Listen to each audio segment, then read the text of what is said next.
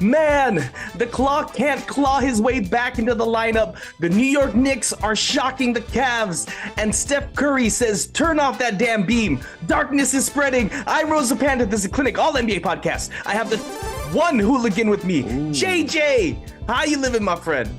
Oh, you know me.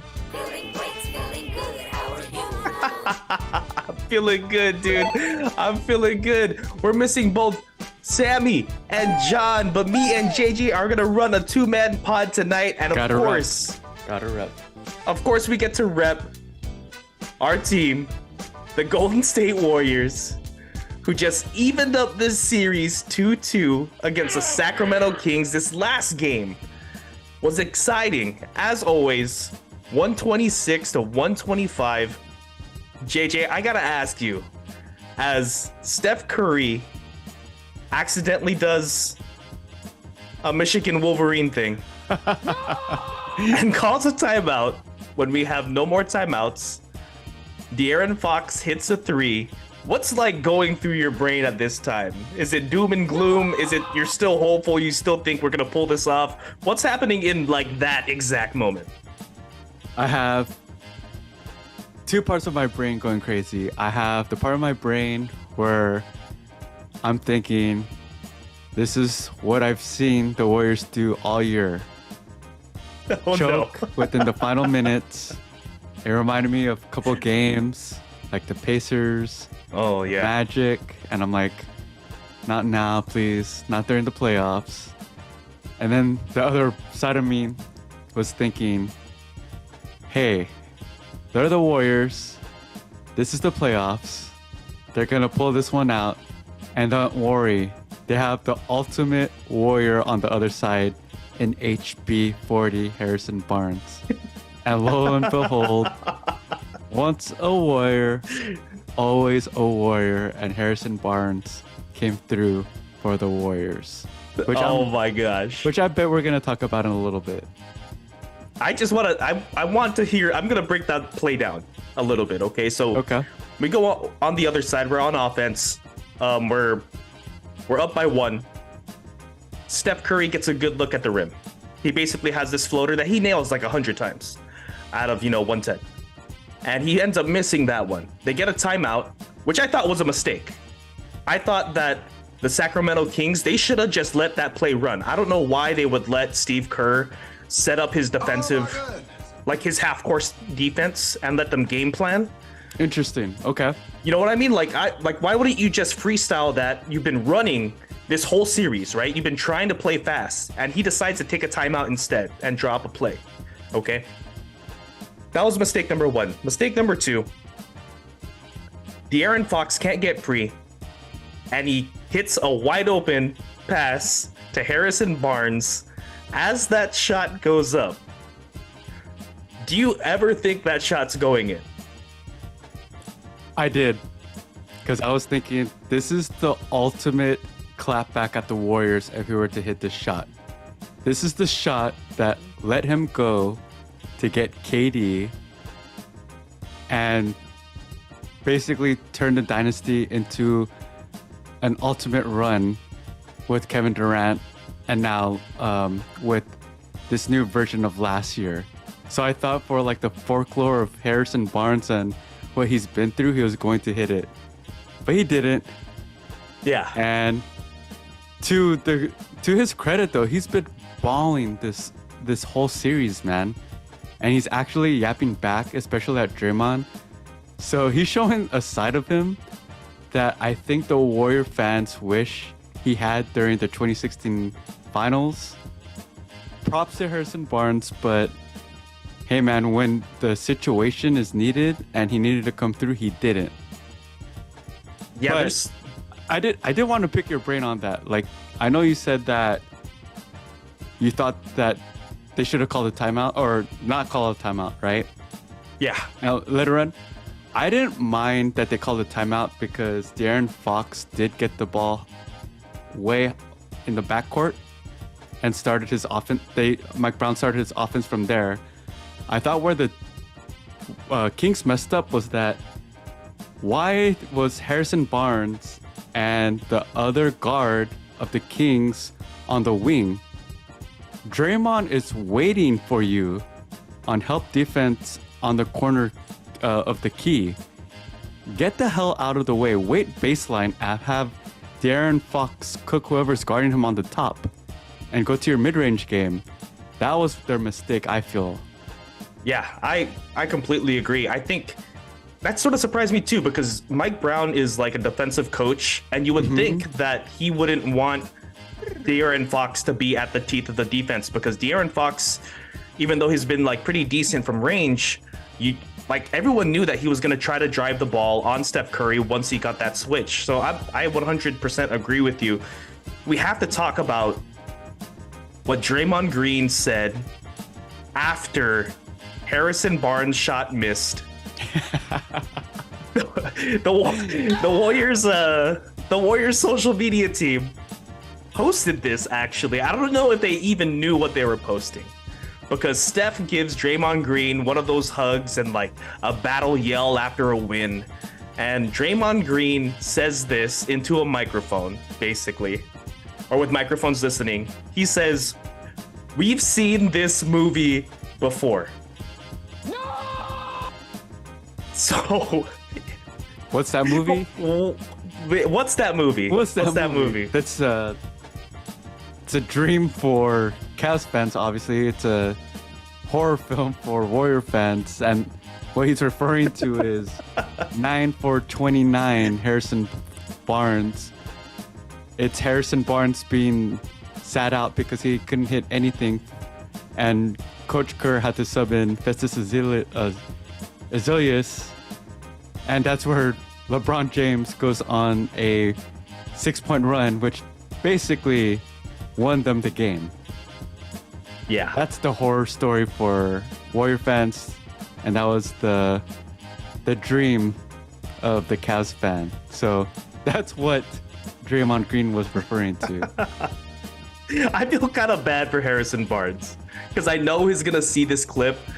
He's going to be shown this clip, and like you were saying before, he's been through a lot. He was there at the start of the dynasty. This was a shot I'm sure he thought about late at night that he wished he nailed, because honestly, if the Kings go up 3-1, headed back to Sacramento, I don't know if I would feel very confident if I was on the Warriors playing along. Yeah. It's game over. But now it's 2-2. Headed back to Sac.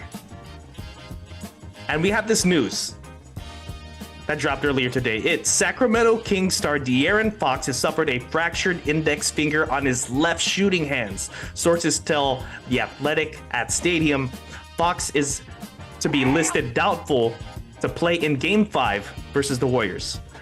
This was a tweet from Shams. JJ, what do you think about De'Aaron Fox potentially missing Game 5 here?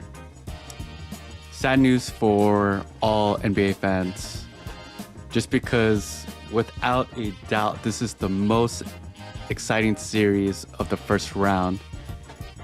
And I know Colin Cowherd said that this is like some Western Conference, Finals Conference, some NBA Finals, like temperament of the game. And I know that's a hot take, but I kind of agree with him, man. You know why? All of the big games last year, there were blowouts. The series itself was close. A lot of Game 6s, a lot of Game 7s. But the individual games, there weren't that many close games. There were a lot of blowouts. So you had the Celtics and Miami series. That went to Game 7. But with the exception of maybe Game 7, blowouts. You had the Warriors and Mavs. Almost all blowouts. And then for the Celtics and Warriors, like, there were like a couple games, the mid games, like Game 4, for example, that wasn't a blowout, but everything else was a blowout. So it's just super exciting. It's high octane offense, and I love the analogy that John said last week. The Kings are the new Warriors. They're like the 2013 Warriors, super athletic. They're playing with high energy, and they're doing things that we haven't seen before.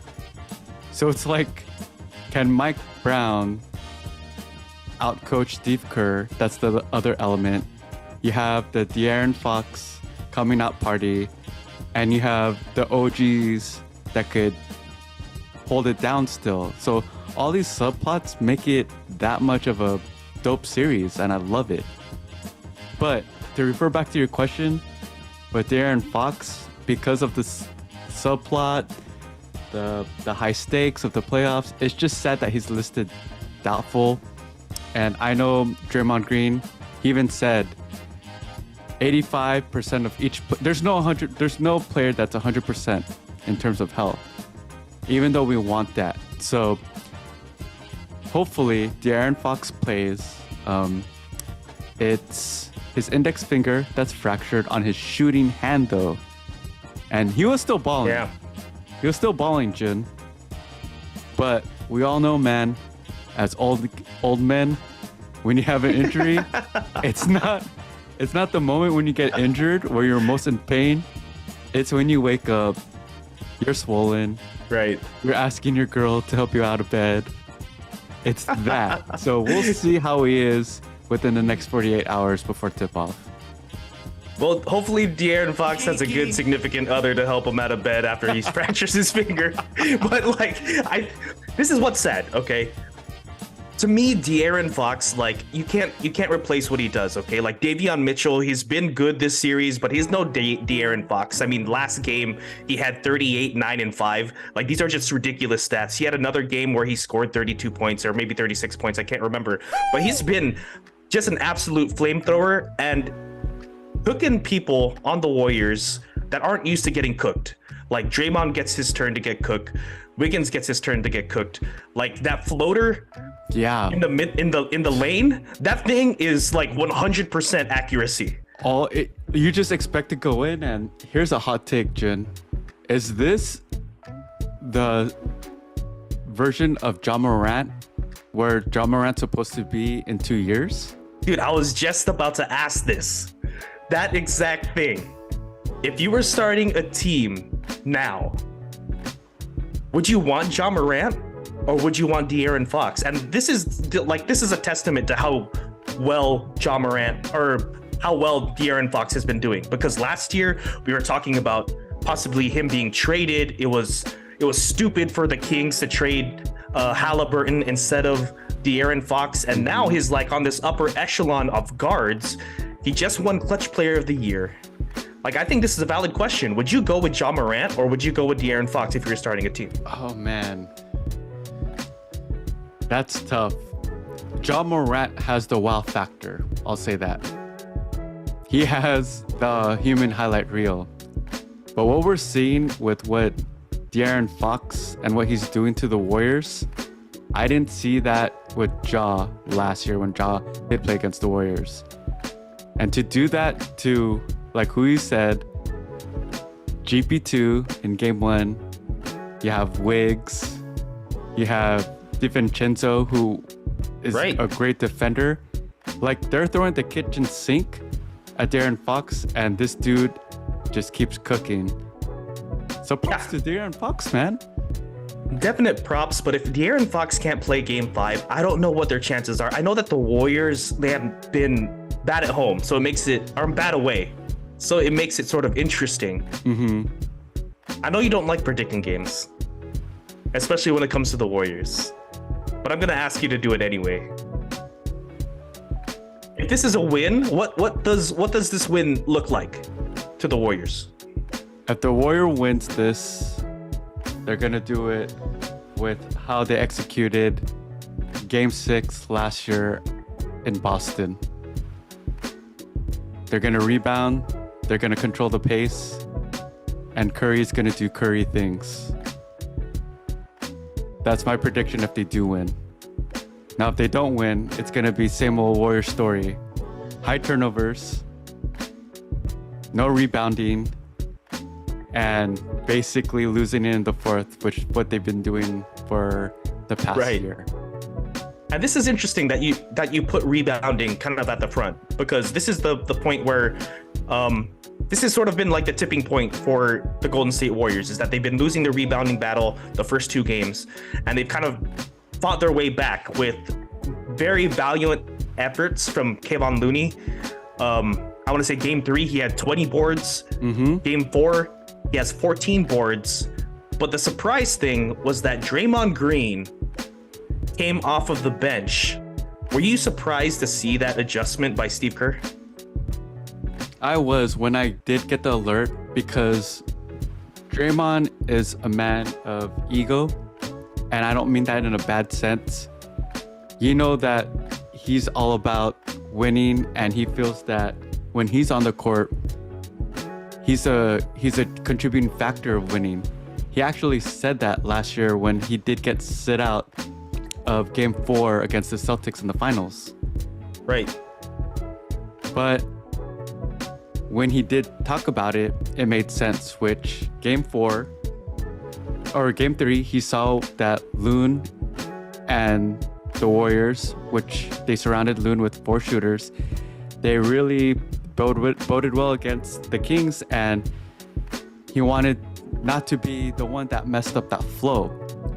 So that was great to see that. But for all the fans and the casual fans and people who've been watching the series who say, should they sit out Draymond, or should they go with the same tactic of him coming off the bench? The Warriors aren't going to do that, because who closed out the game?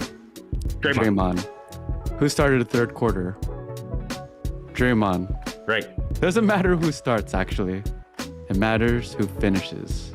Yeah, you're absolutely right. And the thing that was interesting is that I was listening to Draymond Green's podcast, and apparently it was his idea.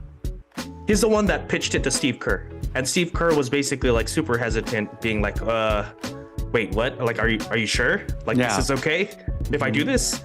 And he's like, yes, like, take a look at the film. Let me know what you think. I can come off the bench if you need me to.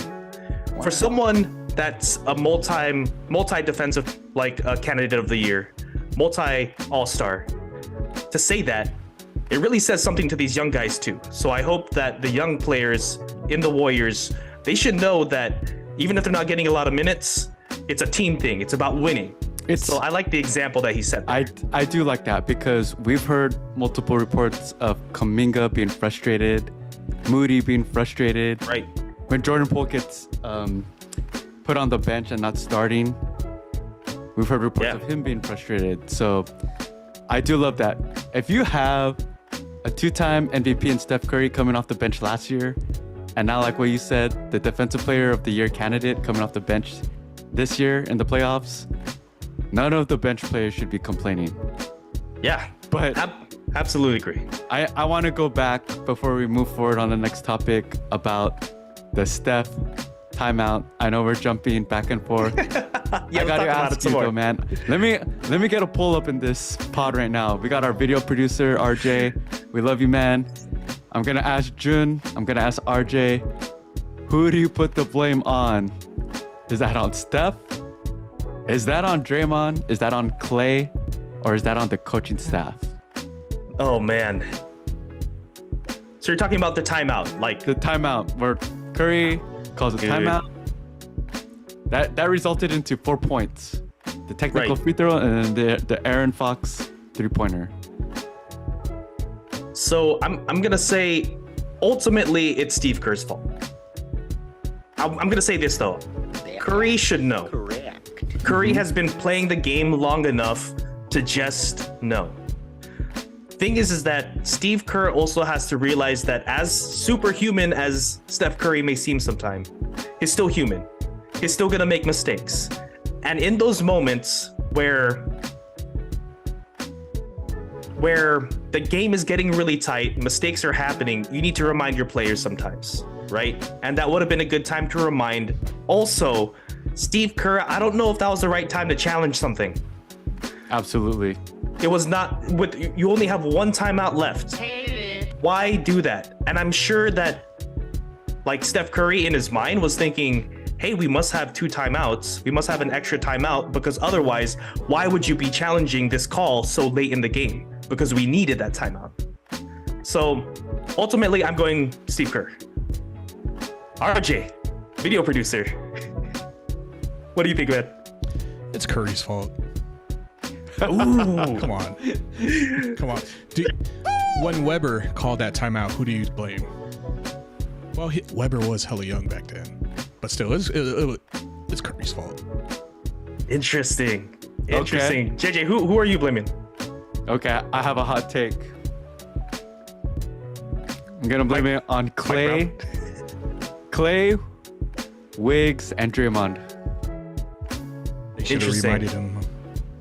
Oh, it's because he didn't have a trailer. Is that why? Draymond is the trailer, but the guards are responsible for the release of the point guard when trapped, and Clay was already at baseline.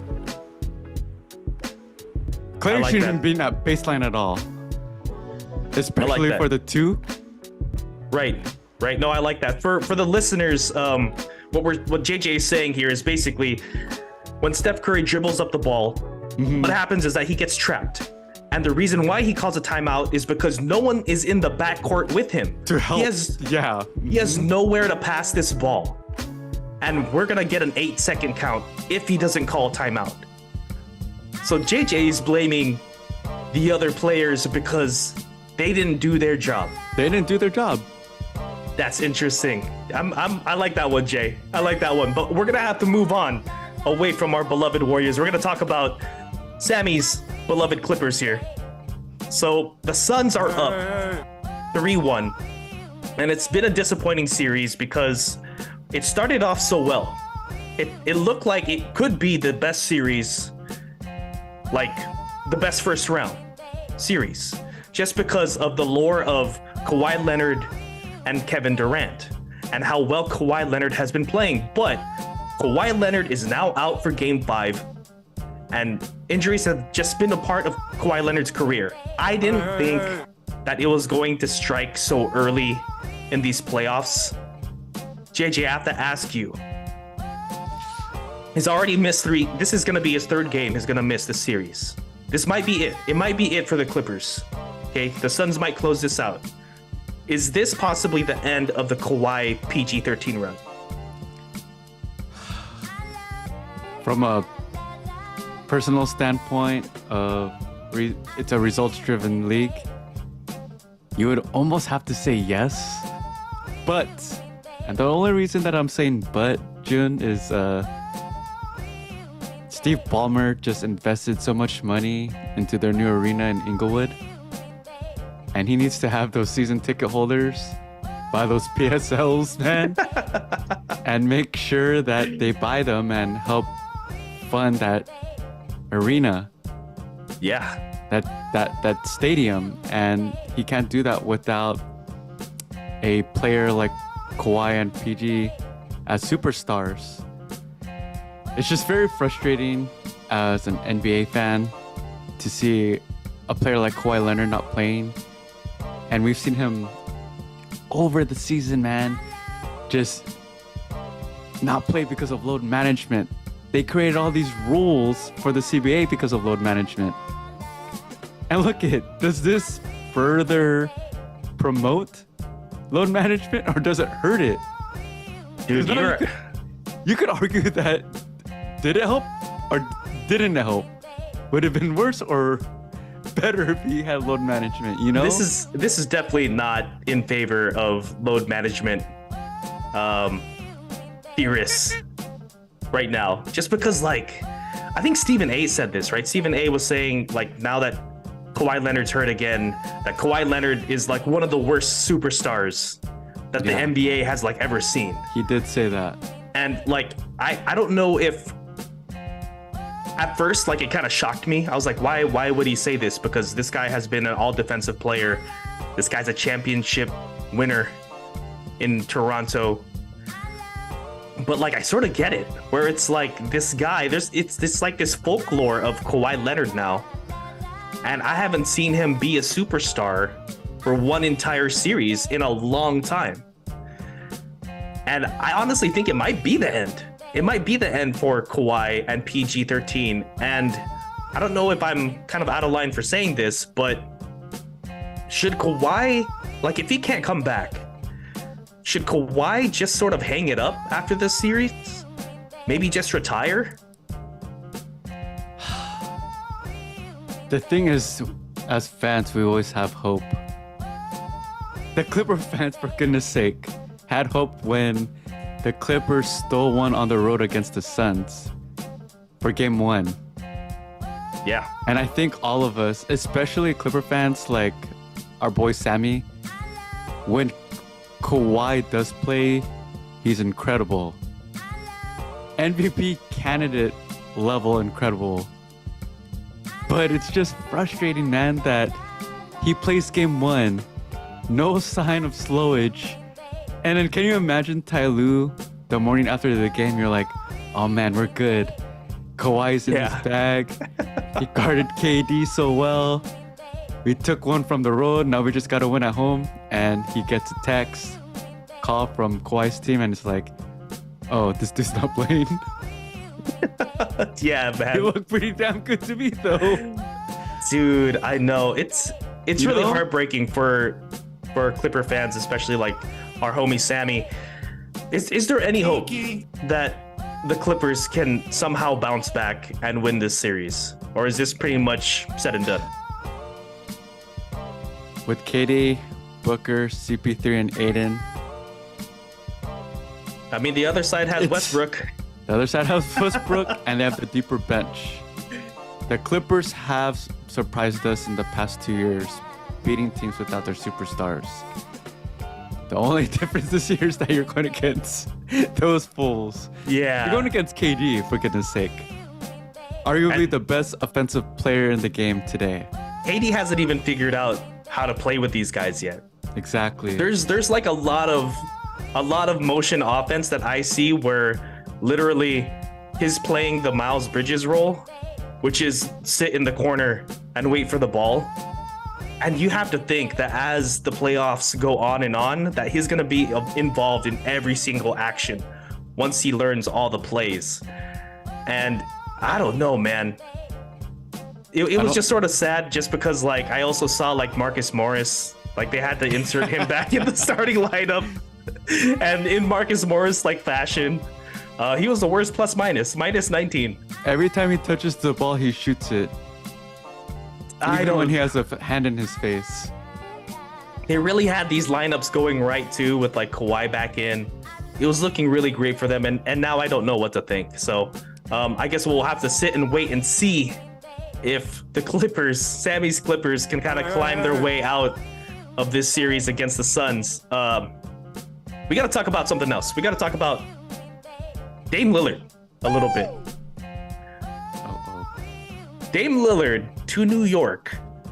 These rumors are spreading like wildfire, and I have a couple sources here.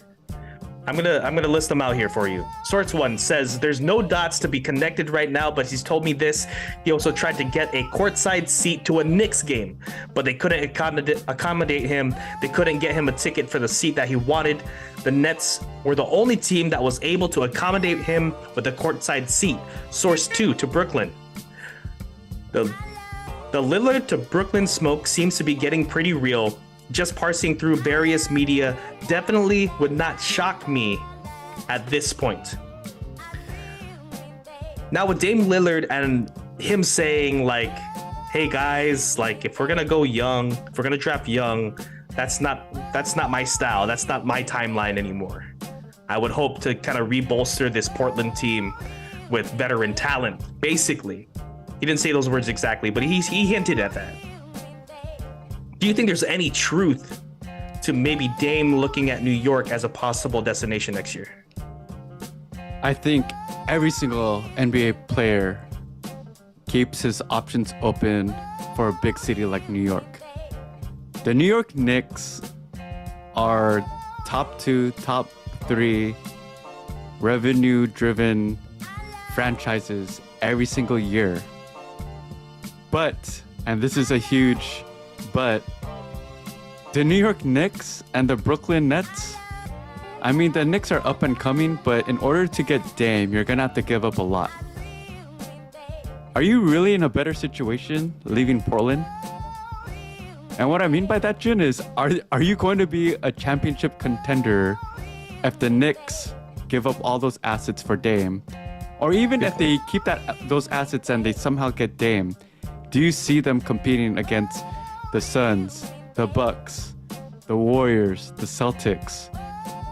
Even with Dame, you would have to think, do these teams get that much better? But it's that's in a vacuum, man. The teams will have to give up assets to get Dame. And more than likely, they're going to have to match salary. And Dame's salary is not cheap. I absolutely agree. Thinking about the Knicks and thinking about like the Nets, what they would have to give up. I mean, the Knicks, it doesn't make too much sense to me because Jalen Brunson, I mean, his contract is cheap considering for how well he's playing right now. I think he's on like a $25 million contract and Dame is at like 40. He's like close to 40. He's balling for that price point.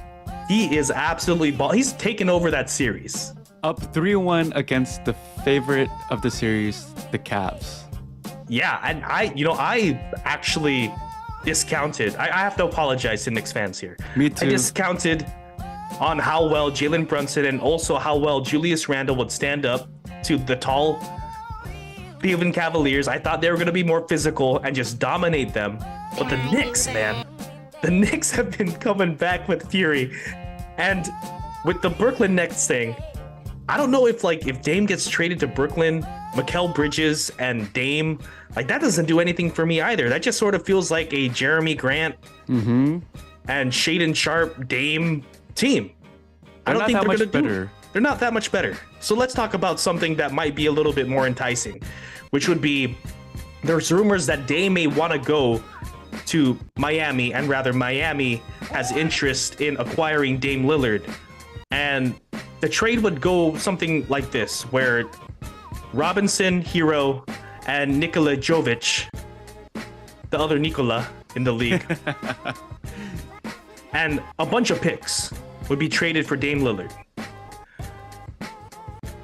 Do you think that would be appealing to Dame, playing alongside Jimmy Butler, Bam Adebayo, possibly, I don't know, maybe Kevin Love if he still sticks around, Max Strus? Is that more of a contender and more of his speed? If Dame just gets another wing that could play two-way, like a Jimmy Butler, that would substantially improve his chances in competing. Yeah. And Jimmy Butler and the Heat culture, that's a match made in heaven. And Dame, no disrespect to Portland. Jun knows this. Portland was my second home. Used to visit multiple times a year. But it's a small market city. I'm sure Dame, if he's going to move, he's going to not only try to move to a contender, but to a city that could further promote his brand. And Absolutely. Why not jump to the other coast, the East Coast, and go to the sunshine, Miami? Yeah, I absolutely agree with you. I would like to see that team. I feel like Jimmy Butler has been missing that point guard star next to him. That's why they tried to get that older point guard star in Kyle Lowry, and that hasn't really worked out well. But also seeing Dame Lillard with a proper center like Bam Adebayo would be a lot more fun than watching a plotting Yusuf Nurkic next to Damian Lillard. So I hope that happens instead, but we'll just have to wait and see. For our last topic here for tonight, we got to talk about this DeJounte Murray suspension. I know you saw this clip. Basically, during Game 5 versus the Celtics, DeJounte Murray literally walked up to a ref, was saying something, and kind of bumped his chest onto his shoulder. The ref kind of looks back and he almost didn't think that DeJounte Murray did that, but DeJounte Murray had this death stare, looking right at him. Hell no! I have to ask you, one, does this warrant a suspension in a playoff game? That's one. Two, if you're DeJounte Murray, why would you even do this? So your question 2 relates to question 1, which, yes, absolutely, it warrants a suspension. You cannot touch the ref at all. And he didn't do it. there have been players that have been ejected for less. Like, that was intentional with malice. Right. And it doesn't help that DeJounte Murray has had his fair share of hiccups this year, displays of attitude, but we'll leave those alone because you could call those isolated incidences. But for him to obviously be pissed off, go up to a ref and touch the ref, you just can't set that an example for other players. It just shows, man, that the Spurs culture, it changes people. I guess it makes you play different and act different. And once people leave, they change, man. Their true colors, come out, dude. Man, props to Greg Popovich because like he's definitely really good at hiding the crazy, because the crazy definitely comes out after they leave Spurs. But this is sort of disappointing because the Hawks have been battling better than the first two games. The first two games, I think the Celtics had well in hand. The third game, the Hawks came away with the win. And this fourth game, sheesh, they only lost by like 8 points. So it felt like that maybe Atlanta was trying to figure some things out and we're starting to play better. But now that DeJounte Murray is out, I don't think they even stand a chance in this series. They would need to win 3 straight, one without DeJounte Murray. And so, to be fair to DeJounte Murray, your Game 4 performance, man, or Game 5 performance was horrific in the fourth quarter. Yeah, absolutely. Absolutely. But you know, JJ, that's actually all we have time for tonight. I want to thank you for being on. JJ, thanks for being on, man. Hey, man, had a blast tonight. Shout out to our dudes, Sammy, John, and let's go. Playoff basketball. Definitely shout out to those guys, and shout out to RJ, our video producer. Check out our YouTube channel. Remember to rate, subscribe, and review. Like us on our Facebook group page, the Clinic All NBA Podcast, and follow us on Twitter at Clinic All NBA. I'm Rosa Panta. This is the Clinic All NBA Podcast. Come find us wherever you get your podcasts.